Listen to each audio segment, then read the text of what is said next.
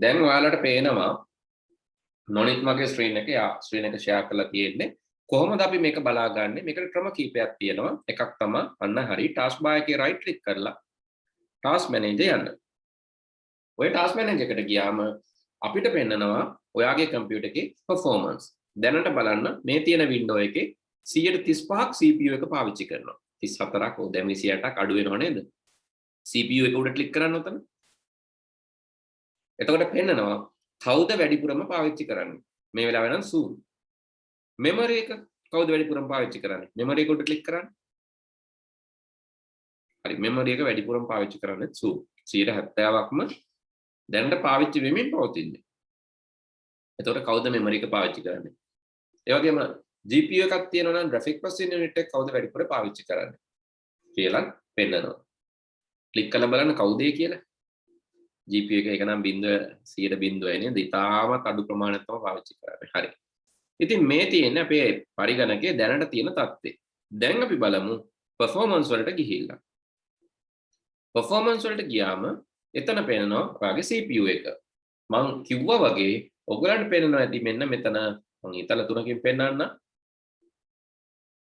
මුලින්ම පෙන්නනවා අපේ තියෙන socket ගාන motherboard එකේ socket 1යි cores 2යි ඒ කියන්නේ dual core වැඩ කරනවා 4 දිනක් වගේ.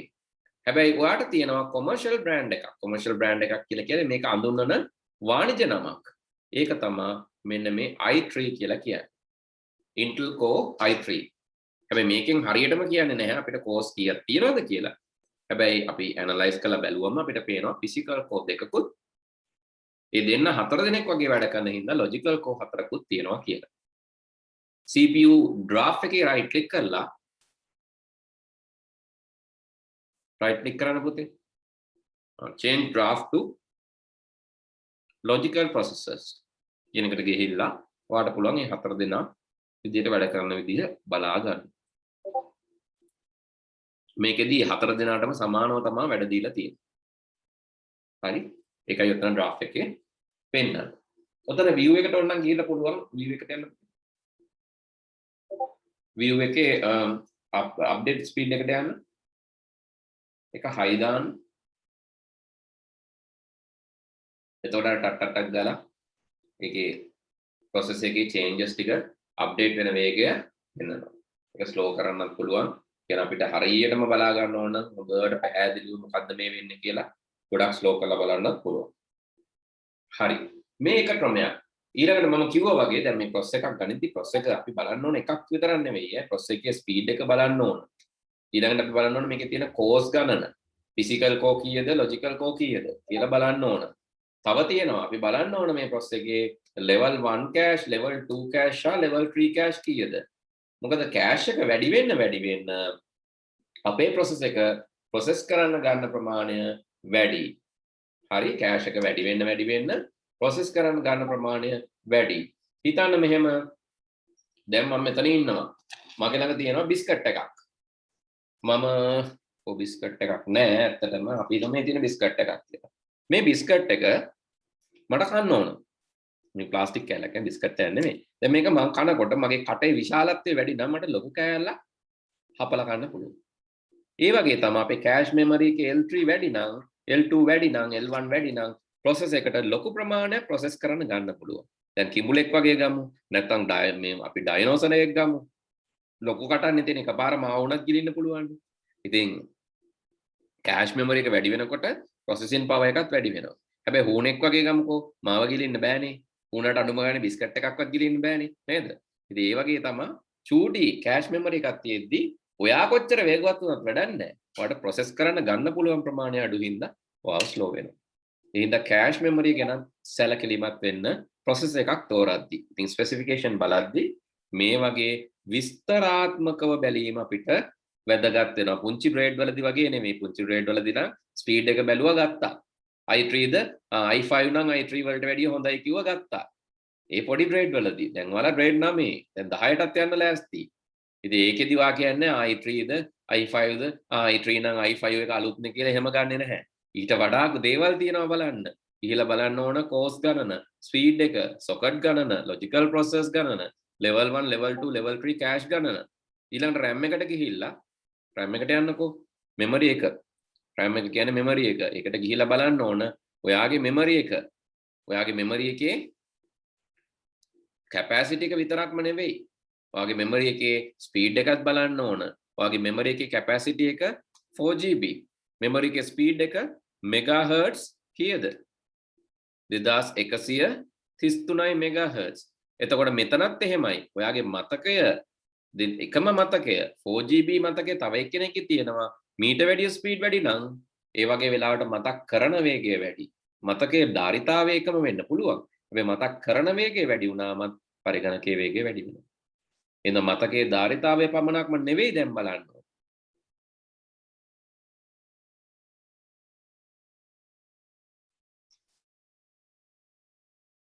හරි මතකයේ ධාරිතාවය පමණක් නෙවෙයි දැන් බලන්න ඕන. මතක් කරන වේගයත් බලන්න වෙනවා. හරි. ඉතින් ඔය ටික තමයි මට මූලිකව මෙතනදී කියන්න තියෙන්නේ. අපි තව එකක් බලමු. තව software කීපයක් තියෙනවා මේක බලන්න.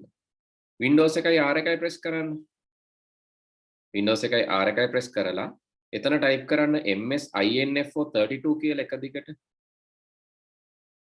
MS info32 INFO32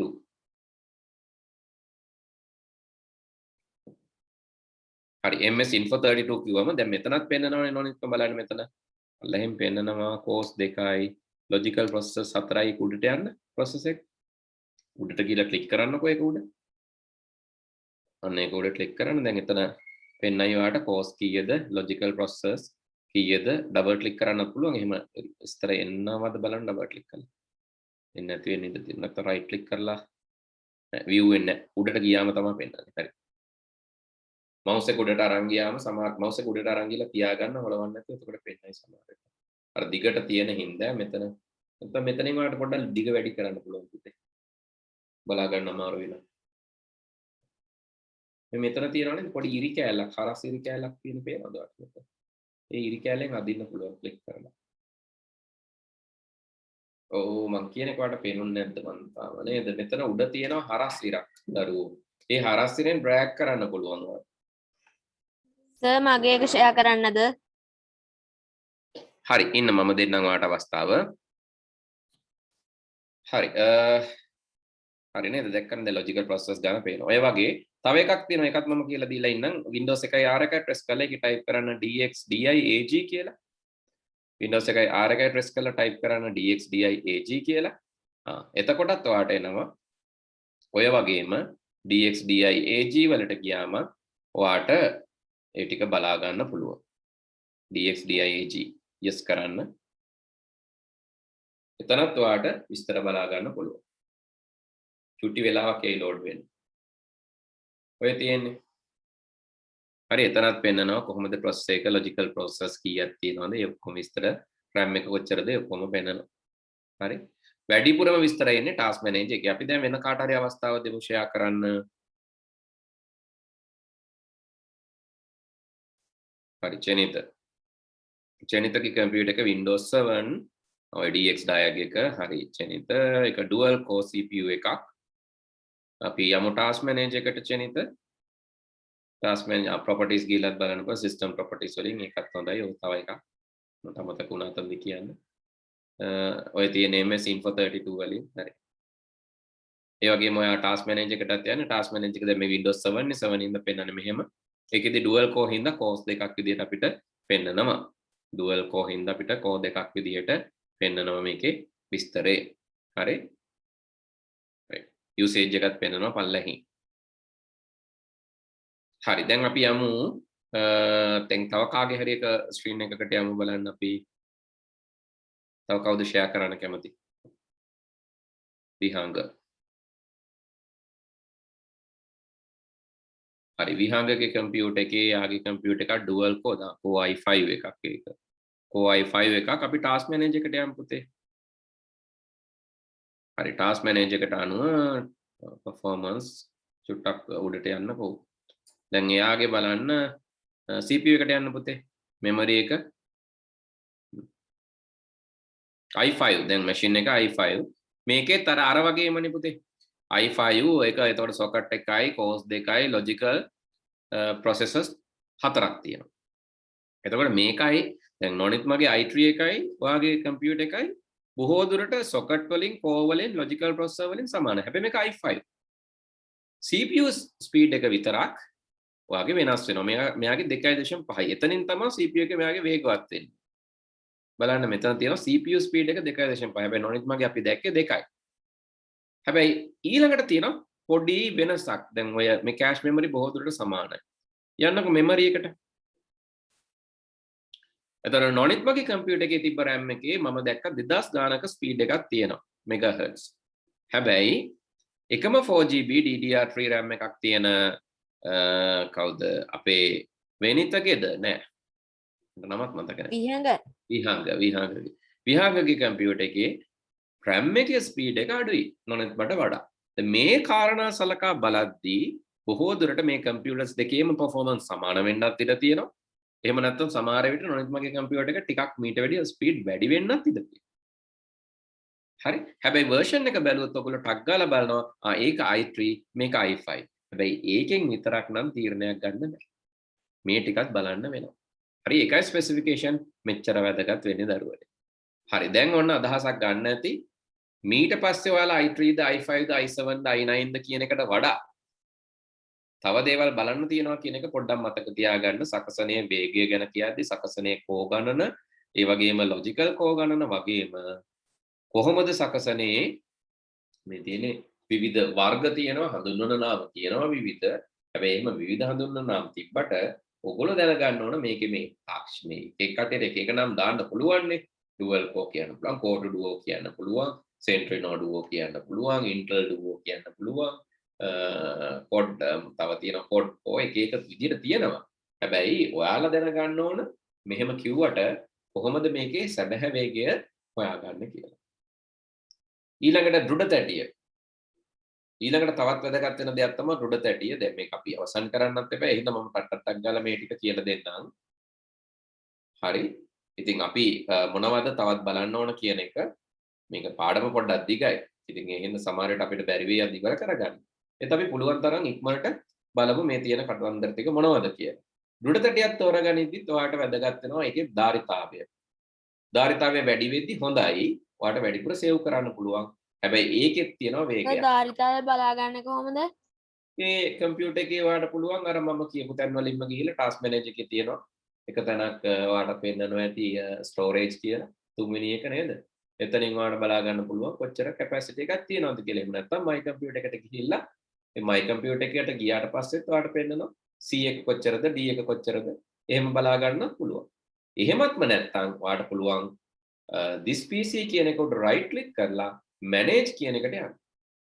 this PC එක උඩ right click කරලා manage කියන එකට යන්න පුළුවන්. එහෙම manage කියන එකට ගියාම එතන පෙන්නනවා මොකද්ද device manager එක. ඒ device manager එකේ පෙන්නනවා storage කොහොමද තියෙන්නේ කියලා. හරි. එහෙමත් පුළුවන්. my computer manage කියලා device manager එකේ storage management වලට ගිහිල්ලා බලා ගන්න විවිධ තැන් කීපයක් තියෙනවා. හරි. ඉතින් සංදර්ශකේ ප්‍රමාණයත් අපිට වැදගත් වෙනවා. අපි සමහර විට graphic editing, video editing කරනවා නම් විශාල සංදර්ශකයක් අවශ්‍ය වෙනවා. අපිට කරන්ට් එක ඉතිරි කරගන්න ඕන නම් අපි ටිකක් කුඩා සංදර්ශකයක් පාවිච්චි කරනවා. ඒ වගේම අපේ ඒ සංදර්ශකයේ තාක්ෂණය CRT නම් දැන් පාවිච්චි වෙන්නේ. අර ඉස්සර තිබ්බ ලොකු TV පෙට්ටියක් වගේ තිබ්බ TV. ඒවා තමයි ඒ වගේ මොනිටර්ස් තිබ්බා. ඒවා තමයි CRT කියන්නේ. හැබැයි රිවර්ස් පටික LCD කියන ඒවා පාවිච්චි වුණා ලොකු කාලයක්. දැන් LCD ටිකක් පාවිච්චි වෙනවා අඩුයි. ඒ වෙනකොට LED තියෙනවා. මොකද LCD එක ගොඩක් වෙලාවට මේ liquid crystal කියන එක පොඩ්ඩක් දීප්තිය අඩුයි. ඒ වගේම අඳුරු බොඳ ගතියක් තියෙනවනේ. මොකද පුතේ? අකුරු බොඳයි නේද සර්? ඔව් ආයේ අඳුරු තැන් වලදී තමයි හොඳට පැහැදිලිව පේන්නේ. අර හොඳටම මේ අර පැහැදිලි ගතියක් එන්නේ නැහැ. resolution එහෙම. ඉතින් ඒ වහින්දා එච්චර එක පේන්නේ නැහැ.